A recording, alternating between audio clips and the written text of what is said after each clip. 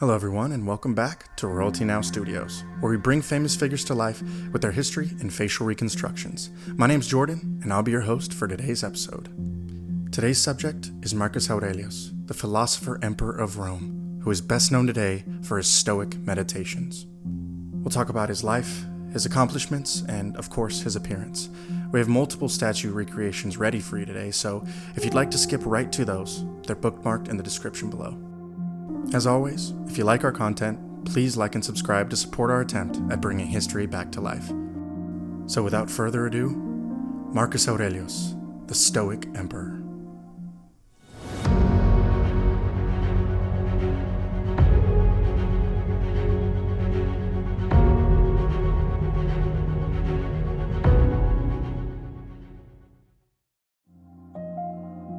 Marcus Aurelius Antoninus is known as one of the 5 good emperors, a term coined by Machiavelli for the period of around 100 years in which Rome prospered under its rulers.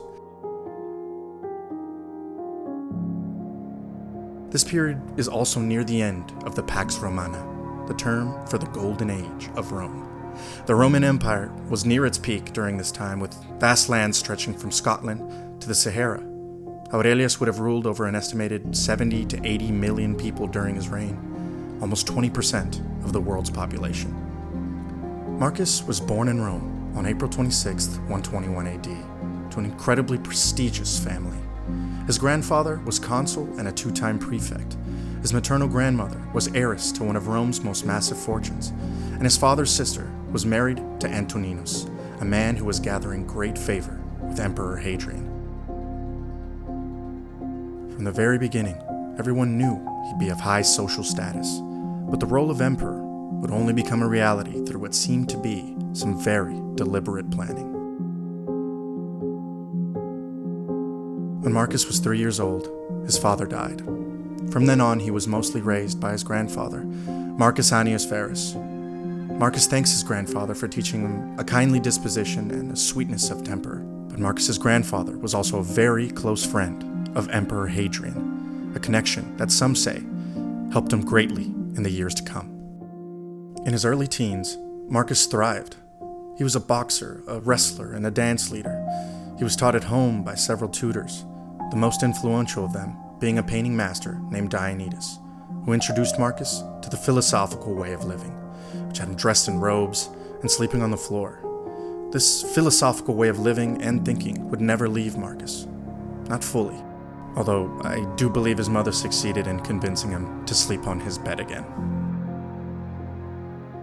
Now, from how I see it, Emperor Hadrian had his eyes on Marcus for the role of emperor from very early on. A master plan began to unfold that would take decades to fully unravel. In the year 136 AD, Emperor Hadrian had been suffering from poor health. He decided it was time to name an heir. In a surprise to everyone, he names Lucius Caionius Commodus, which just so happened to be Marcus's future father-in-law. Now, many people have said this was an inexplicable move. People have studied it for years to try and understand what Hadrian was doing. But to put it simply, this move by Hadrian put Marcus directly in line for the throne. Unfortunately for Hadrian and Marcus, Commodus himself died of a hemorrhage on January 1st, 138. Hadrian had outlived his heir. A few weeks later, Hadrian has made his new selection for heir. Antoninus would be the next emperor of Rome. But as part of Hadrian's terms, Antoninus must now adopt 2 young men. One, the son of Hadrian's late first heir, Lucius Verus.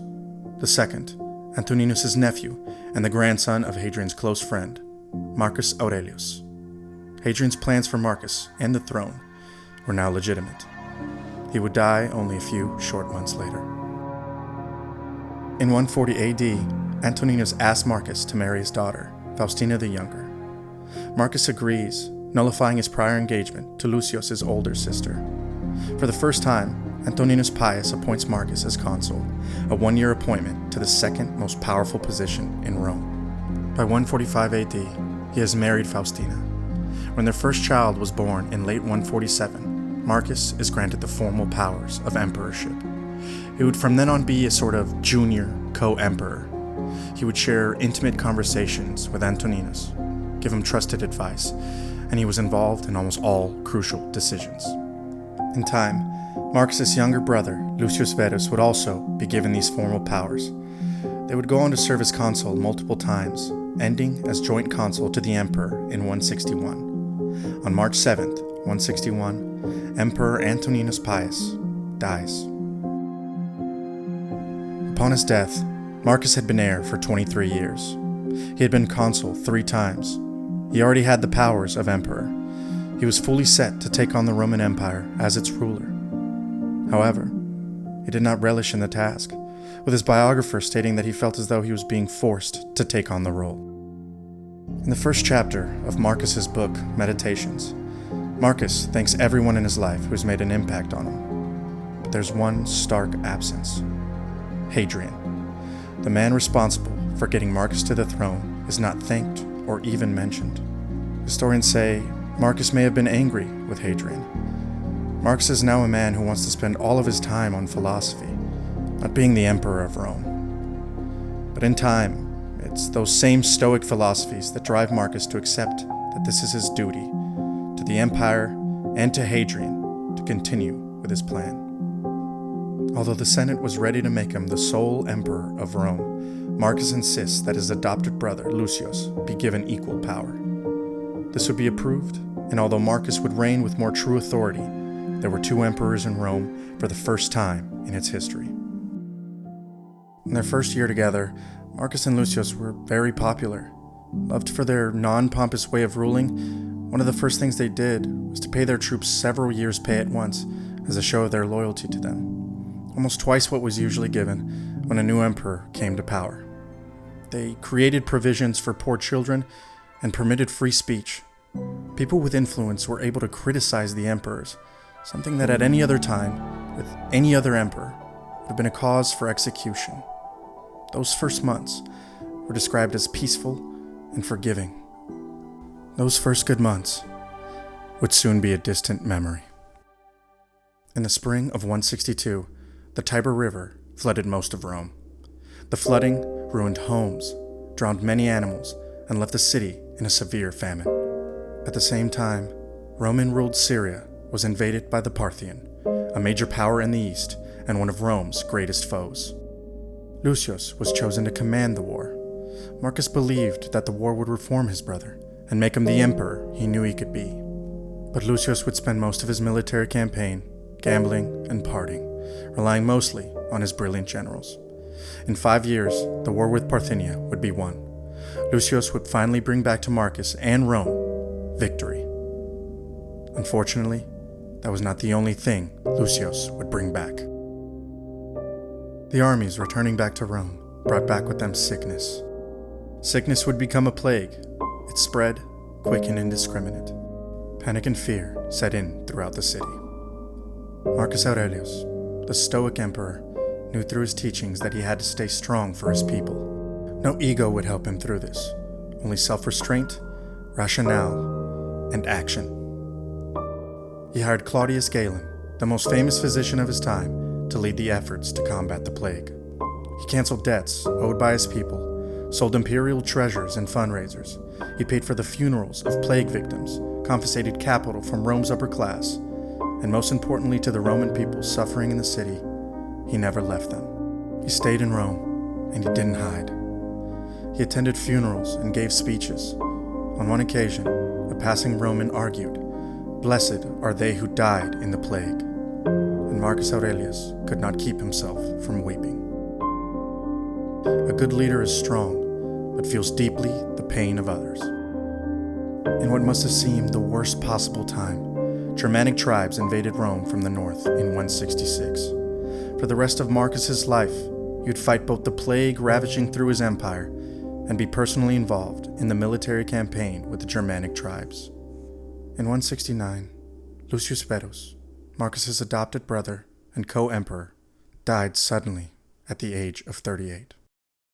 In the end, it is estimated that between 5 and 10 million Romans, including Marcus's own children, would die from the plague. Before his death, Marcus made his biological son Commodus the successor to the throne. ending a nearly 100-year tradition of adopting the best man for emperor. Commodus would be born into the role and end what is known as Rome's Golden Age. Although Marcus Aurelius underwent so many hardships during his time as emperor, he's still renowned for his Stoic philosophies, passed down in his own written work with the later given name, Meditations.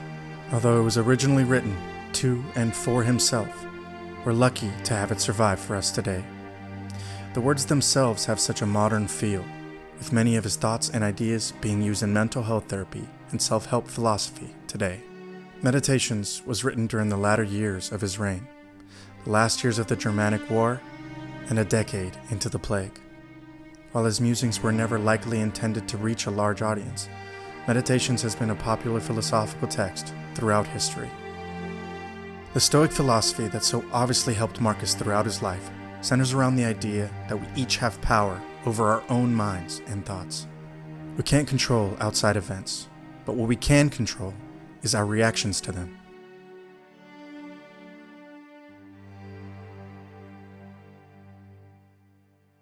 So let's talk about what Marcus Aurelius may have looked like.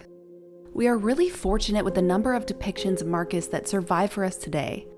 There are many beautiful works of art from his lifetime depicting him all the way from youth to an older age. So we really have this great spectrum, and we can even watch him age in these sculptures. As always, it's safe to assume that statues of emperors from the past were idealized, at least to a certain extent. And Roman art at this time strays towards that classical idea of Greek beauty. And you can see this in the sculptures of Marcus Aurelius, but the statues themselves look really consistent with each other, and it makes me really comfortable about the accuracy of a possible recreation. Unfortunately, we don't really have any records of his hair or eye color that exist for us today, which is pretty unusual given the fact that we know so much about him and there's so much written material about him as a man. We do have some descriptions of him by H.V. Cantor, who was a 20th century historian. It's important to note that H.V. Cantor is not a primary source, so we're not sure if he got his information from existing primary sources that are now lost or where he got it from. Cantor describes Aurelius as being strong in his youth. He engaged in a lot of sports, and he always had this kind of tranquil countenance about him. He describes his personal appearance as a beard full and flowing, if not a little bit careless. I'm guessing he means he had kind of wild and untamed hair. Cantor is saying that Aurelius appears somber and serious. He's not really giving us much in terms of his actual looks, what his face looked like. He's giving us a description of his attitude. So we know that he's a well-built man, if not a bit somber and austere.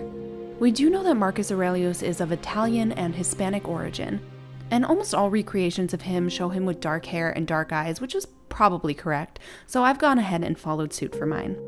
There's a famous statue of Marcus Aurelius called the equestrian statue. This is widely considered to be the most accurate likeness of him, but there's not very many great photos of his face in this sculpture to work from in terms of a recreation, so I've used a different contemporary sculpture for mine that just has a more favorable facial angle.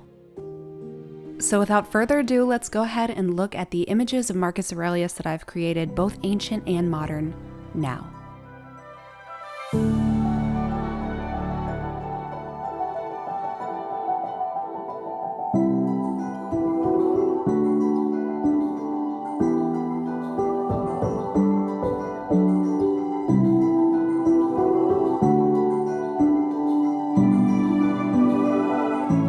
Aurelius also lived to be 58 years old, so let's take him through a bit of an age progression from younger to older.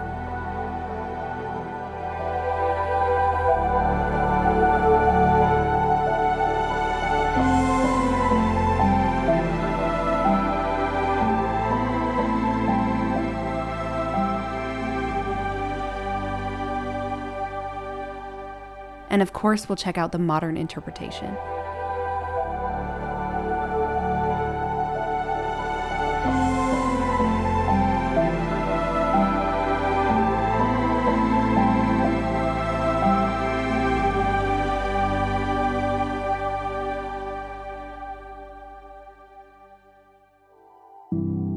Thank you so much for watching today. We'd really appreciate it if you let us know what you think of these recreations in the comments below. If you'd like a bookmark or a print of these recreations, you can find them in our Etsy store. The link is in the description.